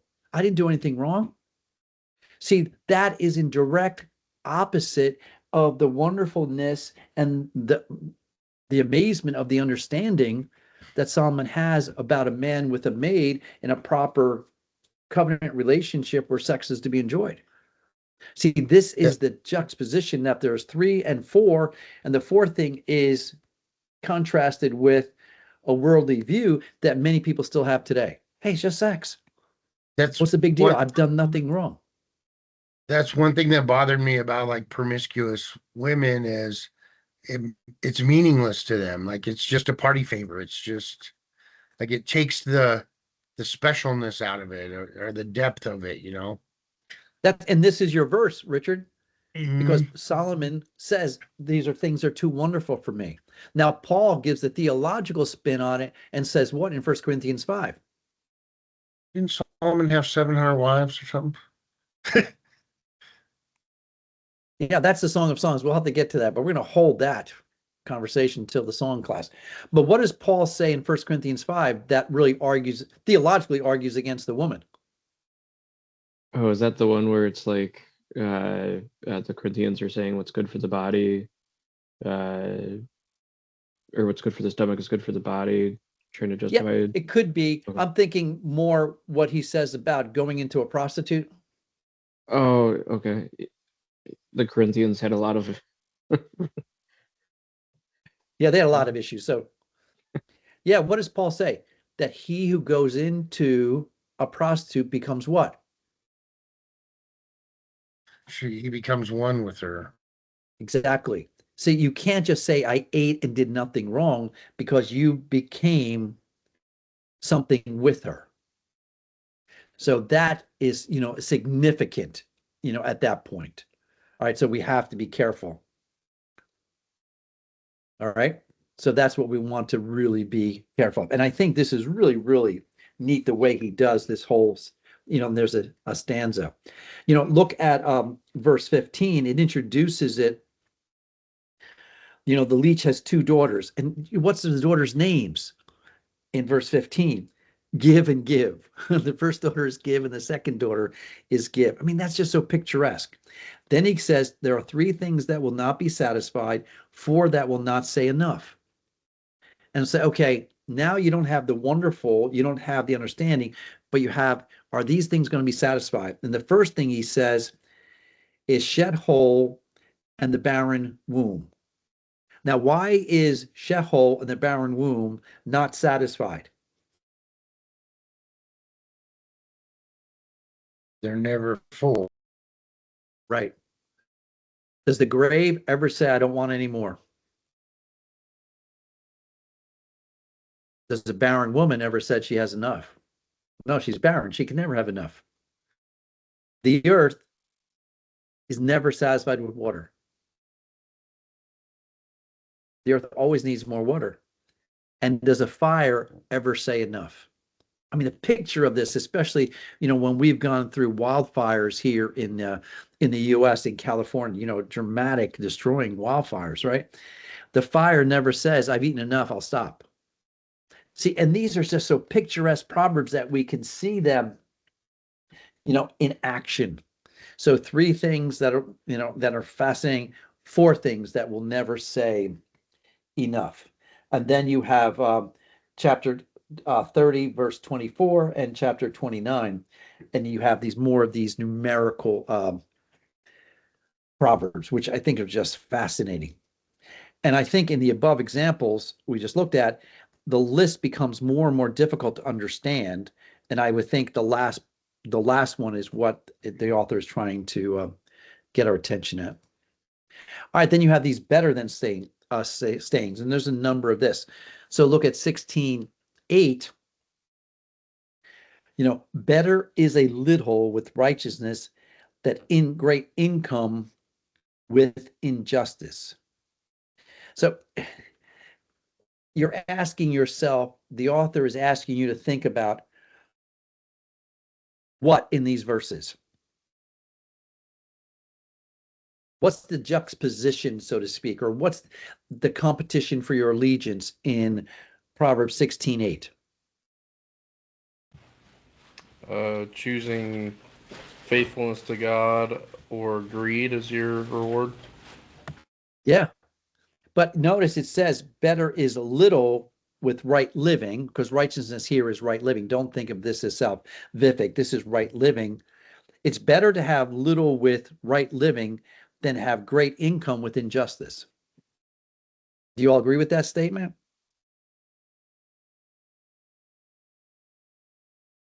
Do you want to agree with that statement? Isn't that the tension? Do we really believe it? Depends on the Come on, expenses guys. for the month.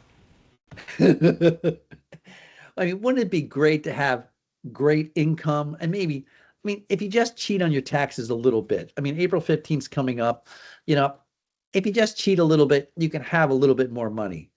Isn't that better? I mean, isn't that the conversation, right? People are having today. What's better?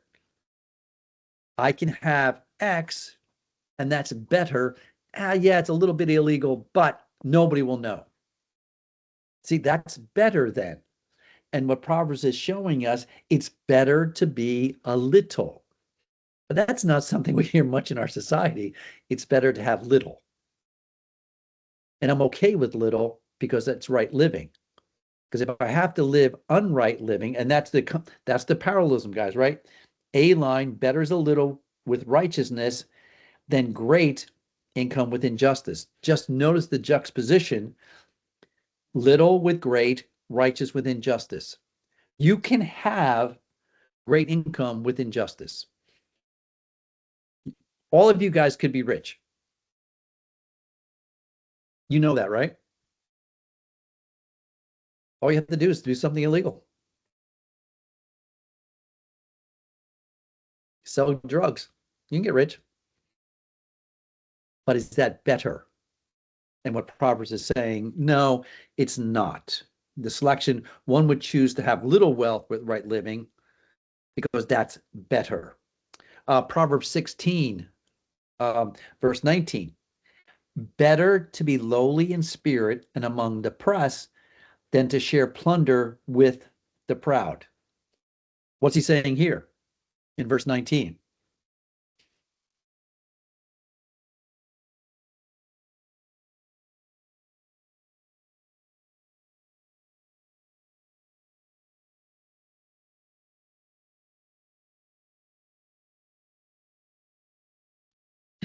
Which verse was that again? Verse 19 Of which chapter? Chapter 16. Thank you. I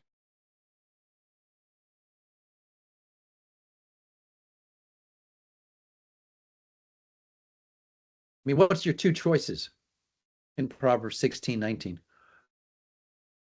Be humble and essentially broke, but a good humble guy, or you could be proud, which is a huge sin, a big problem, but rich, essentially. Yeah, I mean, that's exactly it. Hey, who do you want to, this is really asking the question, who do you want to associate with? Do you want to associate with the lowly in spirit, which that sounds vaguely familiar to the Sermon on the Mount, right? And among the oppressed, that's who the proud plunder, right? Or share plunder with the proud. And what Solomon is saying is it's better to be this than that. So if you want to say it's better this than that, is what he's saying. And these better statements, and I'm just giving you some examples, really cut against the grain of culture. I mean, don't you want to be with the pride? Don't you want to be with the people that are cutting edge? Don't you want to be with the famous people? The famous people are the proud, and they're normally the ones that are oppressing us, that are the lowly. So again, it's giving you always Proverbs. It's giving you choices: pride and humility, or lowly and plunder. What do you want? And you will demonstrate your wisdom by what choice you make. And the choice you make is driven by your character. So character, conduct, consequences. All right, comparative sentence. You know, here you have these statements used as metaphors and similes to heighten the impact of the message. And you have to catch these words for the Proverbs 30, verse 33. For the churning of milk produces butter, and the pressing the nose brings forth blood. So the churning of anger produces strife. So you have to compare the churning of milk. Now, any of you guys ever gone to, Colonial Williamsburg or someplace colonial, and how they made butter, and they have to use the up and down churning? They put milk in the cask, and they have to churn it like that, right? So you're constantly banging it down. Well, the churning of milk produces butter. That's what happens. And then he says, the pressing the nose brings forth blood. And he uses the same word as churning milk and says the churning of anger produces strife. So he compares these two objects that seemingly are not compared to, but the churning of milk produces butter and the churning of anger produces strife. And the strife is the bloody nose. Again, these are so pithy, so salty, because they're taking from Lust of Life. And this is pure literary artistry. The churning and pressing of some objects always produces something else. And that's what he's trying to get at. The churning of an object produces something. So if you're going to churn your anger, guess what? It's going to produce something. Just like if you keep churning milk, it's going to produce butter. Keep churning against your friend, and eventually you're going to punch him in the nose because you're churning anger. And what it's talking about is, maybe we should stop with the anger. Make sense? Questions, comments?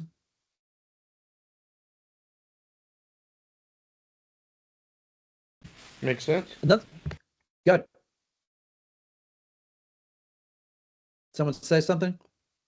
Oh, I just said makes sense. Okay, good. All right, abominations. Not admonitions, but abominations. Do you really want to know what God hates? This is a great list. If you've never had an opportunity to do it, this is some really fun, okay? Proverbs chapter 3, verse 32. For the crooked is an abomination to the Lord, but he's intimate with the upright.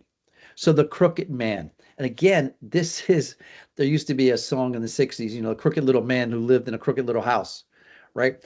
The idea of not straight. This is the idea of not straight, because you have the crooked man. He is an abomination. It's something that the abomination is what the Lord hates. Okay. I'm not sure if I can say it even any stronger than that.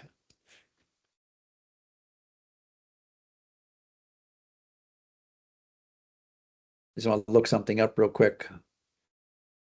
32.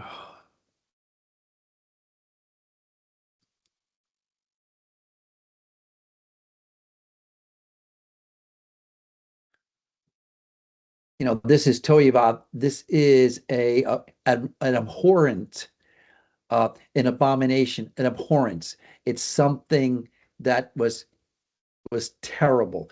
Like for an Egyptian to eat with a Hebrew. We remember seeing that with Joseph and his brothers when they went down to Egypt, that the Egyptians would not eat with them. It's something that is so outside the realm of possibility, right? It's because it's so hated. So the crooked man is hated by the Lord. Now, why is that important? Why is it so important? Why is this a motivation that the crooked man is an abomination to the Lord? What is Solomon trying to do here?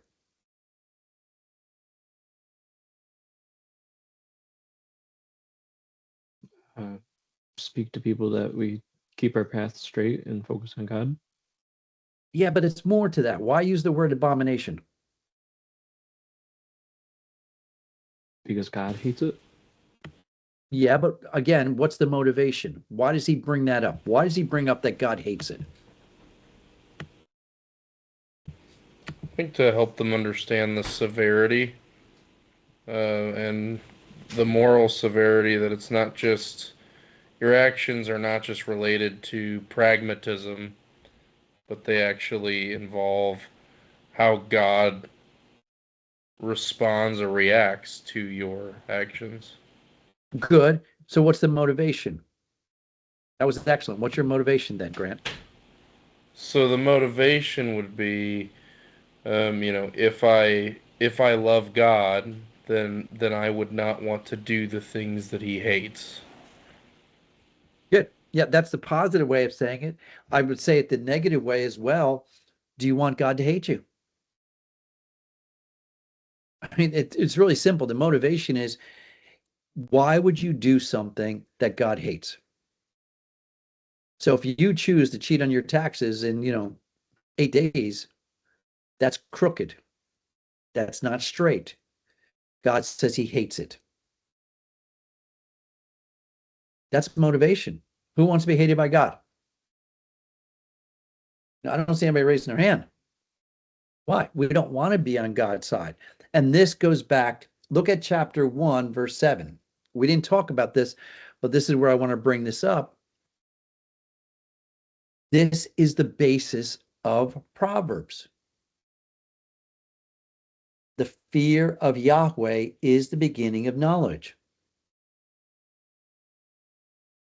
Fear of Yahweh, beginning of knowledge. This fear, and I do believe it's fear. I do believe there is a healthy respect, but I think there's a fear of, wow, I don't want to disappoint God. And the abomination Proverbs help point that out. Do you really want to disappoint God? See, every day we should be thinking, am I living in fear of God? Not fear of Him, but fear of disappointing Him. Fear of being on His wrong side. Now, I think there's some fear of that. Hey, I don't want to be on His wrong side because He's going to discipline me. I don't think there's anything wrong with that. That's a healthy respect, and I don't want to be disciplined by God. But I think it's more than that. And the fear of the Lord, that's the beginning. That's where knowledge has to start. Wisdom starts with knowledge. Remember, you have knowledge, understanding, then wisdom. It always goes in that order. You have to know something. You have to understand how to use that, what you know. And when you use it in life, that's wisdom. That's wise living. It's all based on this verse 7. That's why it's beginning at the book. It's the fear of the Lord. That's what has to motivate all of these obedience to all these proverbs that we're talking about. The abomination makes it really clear who wants to be on the bad side of God. Does it make sense? Okay, that goes with character. If my character is driven by fear of God, then my conduct will show that I fear God, and the consequences will be positive generally, because the fear of God is the beginning of wisdom. It's real simple to live life. It's the problem is that we don't always want the fear of God. We don't even care. Sometimes we don't care what God hates. Why? Because the adulterous woman drips honey.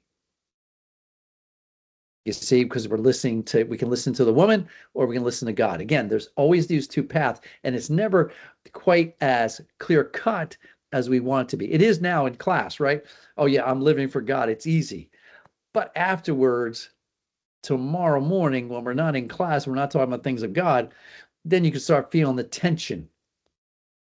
Because what do I really want? Do I want God the way I say I want Him, or do I want the other path? Proverbs always showing that struggle. All right, so we're going to finish up there because I want to do some more abominations maybe next week, but I think I'll give you some verses next week that we can look at, because I think it's just fascinating to look at these things that God really hates. All right, questions, comments, concerns? Because remember, we did put off our project till next week, right? So that'll be due next week. The next project, I believe, is reading the book and those 50 things that you read from the textbook. All right. Questions, comments? concerns? We just finished half the class, guys. 4 weeks down. Congratulations. We're moving pretty quick. It's only 4 weeks left when we come back. So summer's coming. How many taking summer classes? I was planning on it, but with the online stuff not being available in the summer, that's a bit difficult. Oh, okay, that's tough. I didn't understand it wasn't available in the summer. I took Wait, one what in, online stuff's not available? I got an email on Saturday saying that they're not able to do online classes after May, and they're hoping to be able to bring them back next, like 2027 spring. Oh yeah, that was Uh, for people outside of. For me, it's just said New York State, so I don't know if it was just New York or. I did they- not get that email. I didn't get that email either because all my I'm classes are registered online. for 2 classes online for the summer. All my classes have always been online for like 7 years now. Well, I've only Are you taken guys online outside of the classes. state? Are you guys outside of the state of Missouri? Yeah, Yeah, in I'm from Colorado. Illinois. Oh, I'm in Kansas. I got it, let's see. Yeah, I got that on Saturday at 10 a.m. yeah. Yeah. You may want to double check, guys, but I had this happen in my school too. Some states wouldn't allow schools to teach from students from their states. New York was a big one. Yeah. There's So a lot of Kansas those free is schools. The- if you're in schools- state, then is that what you're saying? If you're in state, then you can't If take you're in online? state, if you're in state, you could probably get away with it. But if you're out of state, like in New York, Ron, are you in New York? Yeah. I'm in Yep. Kansas If too, you're in so- New York, there could be some issues. That's Yeah, Just they double might- check That'd be with the tough administrator. because I know Calvary has always had students from all over the world that took online classes. Yep. Yeah, And that's it why she just- said it was just temporary, or not. Yours was probably from Aaron Heath. Right? Yeah, Aaron Heath, he said they're hoping to be able to bring it back for spring Yeah. of 2027. So I'm trying to figure out what my options are in the meantime. Missions, find out. Mission University is another school that's right in Missouri that they said that they could try and work with insurance. That's what they told me, Trey. So, Yeah. yeah, They told me about Faith something Baptist Seminary in Iowa or something like that. Yeah, Faith Bible College. Yeah, Faith in Ankeny, Iowa. They have a seminary, so that's another one that might be helpful. Check with Liberty too. Liberty had 8 weeks classes. They should transfer, and Liberty will be able to teach anywhere. Which one is that? Well, Liberty University, right? So you're talking about? Yeah, Liberty Online. Yeah, it's a good I'm school. trying to figure out why I didn't get that email then, because I'm Maybe your state is still included. Yeah, I didn't get anything either. I imagine there's probably some states it's more expensive to have to maintain state standards for that state or something. so it's a state by state basis, basically. That's my Yes. guess. I don't Okay. Yeah, probably. Okay, Is. so Mark would so know I more should than I be would. fine then if I didn't get an email. You That's should be what fine I'm if you didn't get an hoping. email. Your state might be excluded. Okay, all I right. know my I've got bad, I a heard that. summer. I've got a summer class and then fall classes. So Right. Yep. Check it Yeah. out. All right, guys. Praying God's blessing on you. Be wise. Be good. And see you next week. do we have to be safe? Be safe. Drive fast and take chances, everyone. Yes. I'm gonna Yeah, do there it. you go. Thanks, Grant. All right. Good thanks, feedback. guys. Have a good one. Take care.